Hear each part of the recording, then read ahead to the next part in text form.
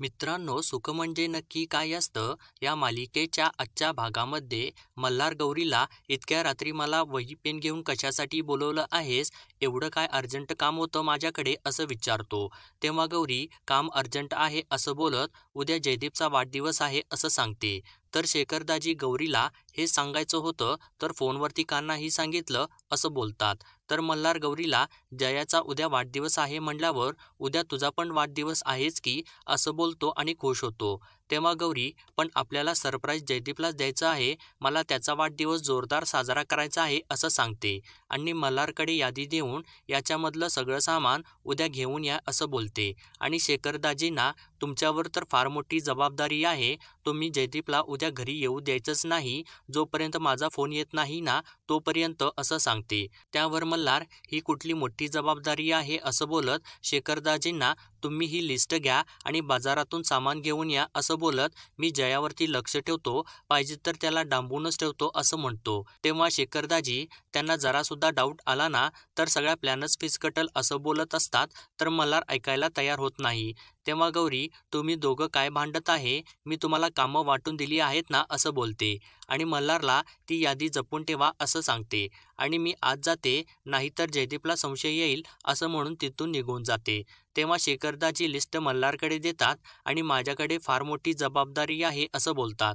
त्यावर मल्हार एखाद्या पैलवानाला बाजारात जाऊन सामान आणायची केवढी मोठी जबाबदारी असते हे तुम्हाला नाही समजणार असं म्हणून तिथून निघून जातो. तर खोलीमध्ये गेल्यावर शालिनी मल्हारला तू कुठे गेला होतास असं विचारते.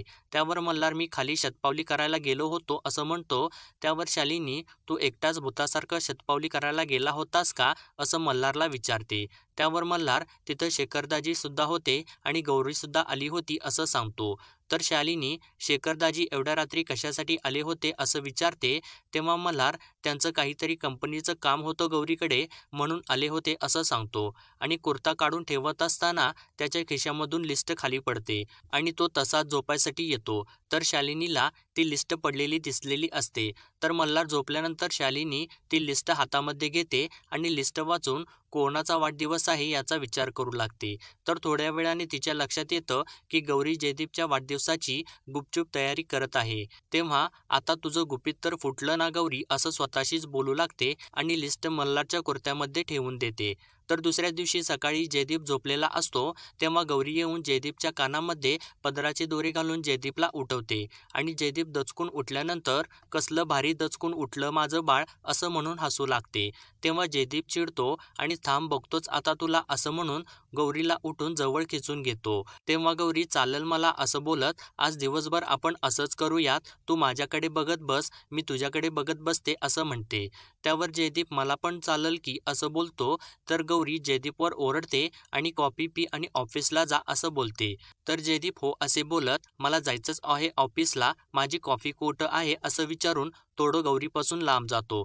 तेव्हा गौरी जयदीपचा हात पकडते आणि ऐ चिकन्या खरं सांगू का असं बोलत जयदीपच्या खांद्यावरती हात ठेवून मला तुला आज सोडावंसंच वाटत नाही असं बोलते. तेव्हा जयदीप गौरीला मग तुला सुद्धा आज माझ्यासोबत ऑफिसमध्येच यावं लागेल असं बोलतो.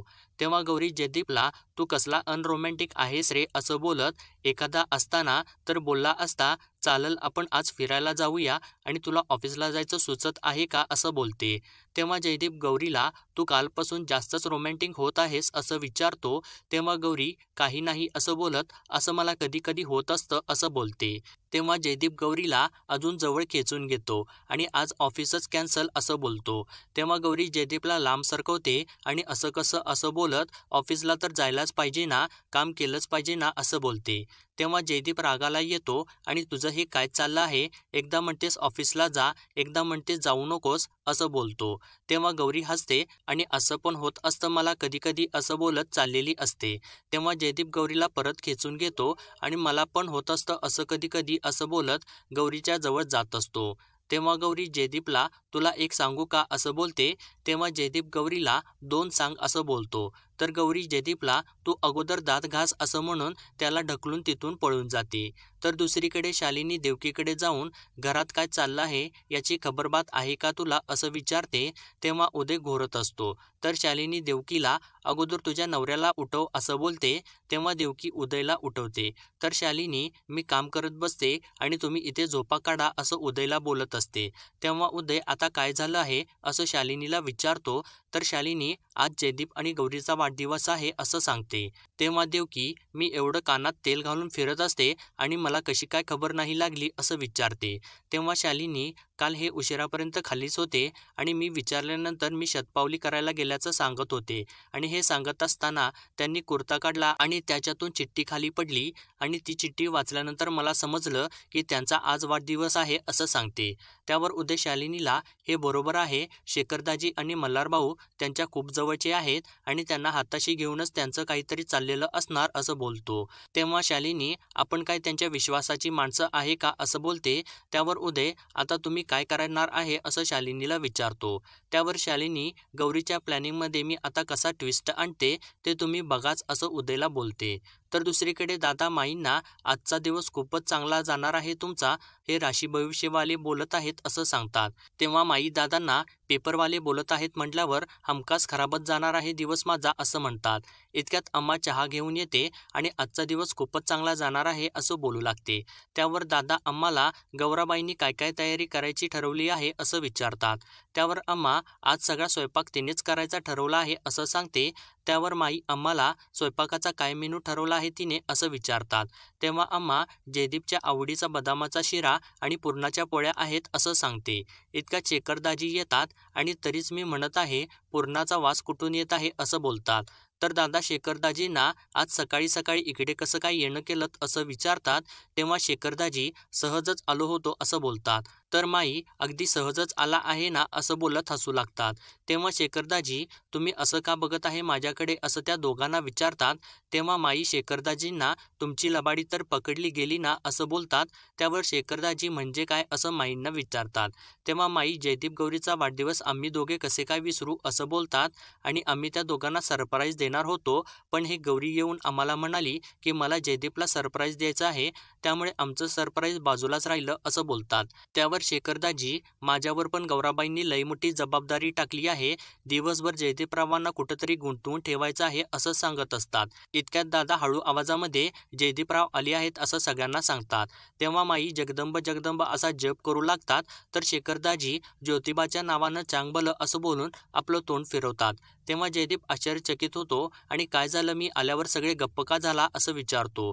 तेव्हा शेखरदाजी तुमचं जर आवरलं असेल तर आपण निघायचं का असं जयदीपला विचारतात आणि गडबड करू लागतात. तेव्हा जयदीप शेखरदाजींना काय झालं आहे ते तरी सांगा असं बोलतो. तेव्हा शेखरदाजी तुमचं आवरलं असेल तर आपण निघूयात का असं म्हणून जयदीपला ढकलून घेऊन जात असतात.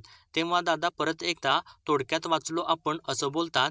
तेव्हा जयदीप परत फिरतो आणि दादांना थोडक्यात वाचलो म्हणजे काय असं विचारतो. तेव्हा दादा जयदीपला पेपर थोडक्यात वाचला आहे, आता नीट वाचतो असं बोलून सावरून घेतात. तर शेखरदाजी परत जयदीपला खेचून घेऊन जात असतात. तेव्हा दारामध्ये मल्हार सामान घेऊन येत असताना त्याच्या समोर येतो आणि जयदीपला बघून तोंड फिरवतो. तेव्हा जयदीप तू असं का तोंड फिरवत आहेस असं मल्हारला विचारतो. तेव्हा मल्हार मी आता तुझं तोंड नाही बघू शकत असं म्हणतो. तेव्हा जयदीप मल्हारला ते का असं विचारतो. तर मल्हार मी ज्योतिषाकडे गेलो होतो, त्यानं मला सांगितलं आहे घरात गेल्यावर कुठल्या पण पुरुषाचं तोंड बघू नकोस, म्हणून मी तुझ्याकडे नाही बघू शकत, तू इथून जा असे सांगतो. तेव्हा जयदीप मल्हारला असं काही नसतं, तू माझ्याकडे बघ असं बोलतो. तेव्हा मल्हार जयदीपवर ओरडतो आणि मी नाही बघू शकत असं सांगतो. तेव्हा जयदीप बरं ठीक आहे तू माझ्याकडे बघू नकोस, पण तुझ्या हातामध्ये काय आहे असं विचारतो. तेव्हा मल्हार ते माझं प्रायव्हेट सामान आहे, ज्योतिषानं दिलं आहे, मी तुला नाही सांगू शकत असं म्हणतो. तर जयदीप आपल्यात कसलं प्रायव्हेट आलं आहे असं मल्हारला म्हणतो. तेव्हा शेखरदाजी जयदीपला फिरवतात आणि असेल त्यांचं प्रायव्हेट सोडून द्या की असं बोलत असतात. तेव्हा जयदीप असं काही नसतं असं म्हणून भांडू लागतो. तेव्हा शेखरदाजी जयदीपला परत खेचत घेऊन जातात. तर मल्हार आतमध्ये गेल्यावर माई मल्हारला थांब असं बोलत माझ्यापासून काय लपवत आहेत असं विचारतात. तेव्हा मल्हार हे माझ्या तालमीचे सामान आहे असं सांगतो. तेव्हा माई पण मला तर तसं वाटत नाही असं बोलतात. तर मल्हार तो माझा खुराक आहे असं माईंना सांगतो. तर माई मल्हारला मला गंडवायलायस काय असं बोलत ते वाढदिवसाचं सामान आहे ना असं विचारतात. त्यावर मल्हार कोणाचा वाढदिवस आहे असं विचारतो. तेव्हा दादा आज आपल्या जयदीपराव आणि गौराबाईंचा वाढदिवस आहे ना असं सांगतात. तर मल्हार माझ्या तर ध्यानातच नाही आलं असं सांगतो आणि हसत असतो. तेव्हा गौरी तिथं येते आणि मल्हारला तुम्ही आला आहे ना सगळं सामान घेऊन असं विचारते. तर मल्हार गौरीला इशाऱ्याने हे दोघं इथं आहेत ना असे सांगत असतो. तर गौरी मल्हारला त्या दोघांना तर सगळं अगोदरच माहिती आहे असं बोलते. तर माई आणि दादा हसू लागतात. तर मल्हार तू मला हे आधी का नाही सांगितलंस, मगाचपासून इथं मी ॲक्टिंग करत बसलो आहे असं गौरीला बोलतो. तर गौरी मल्हारला हे तुम्ही कागदातच का घेऊन आला आहे असं विचारत त्याच्या हातामधून केक घेते आणि उघडते. तेव्हा मल्हार केक कसा आहे असं विचारत जयदीपचं स्पेलिंग नीट आहे का असं विचारतो. तेव्हा माई व्यवस्थित आहे असं बोलतात. तर गौरी मल्हारला केक आत्ता आणायचा नव्हता, संध्याकाळीच आणायचा होता ना असं बोलते. त्यावर मल्हार एकदा मार्केटमध्ये गेल्यावर सगळे घेऊन येऊया म्हणून मी घेऊन आलो आहे असं सांगतो. त्यावर गौरी संध्याकाळी ऑर्डर केला असताना असं बोलते आणि आम्हाला हाक मारून केक आम्हाच्या हातात देते आणि फ्रीजमध्ये ठेवायला सांगते. त्यावर अम्मा गौरीला खोका फ्रीजमध्ये कशासाठी ठेवायचा असं विचारते.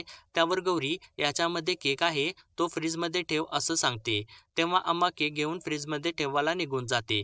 तर माई ते सामान बघत असतात. तेव्हा गौरी जर हे सामान आपण बाहेर काढलं आणि त्यांनी बघितलं तर काय होईल असं म्हणते. तेव्हा माई ते सामान परत मल्हारकडे देतात. तर गौरी हे सामान मी माझ्या खोलीत घेऊन जाते आणि तिथंच बघते असं सांगून आतमध्ये निघून जात असते. तर दुसरीकडे शालिनी आणि देवकी बुद्धिबळ खेळत असतात. तेव्हा शालिनी देवकीला माझ्यावर काय वाईट वेळ आली आहे, मला तुझ्यासोबत बुद्धिबळ खेळावं लागत आहे असं बोलते. तेव्हा देवकी शालिनीला मी माझ्या घोड्याने तुमच्या उंटाला तिरकं मारलं असं बोलते.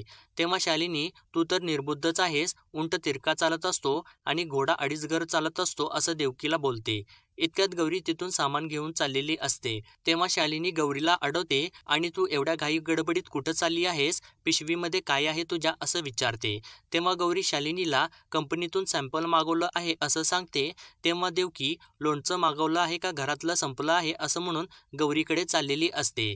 तर शालिनी देवकीला थांबवते आणि गौरीला सगळी जबाबदारी स्वतःच्याच खांद्यावर घेऊ नकोस, काही मदत लागली तर सांग आम्हाला असं बोलते.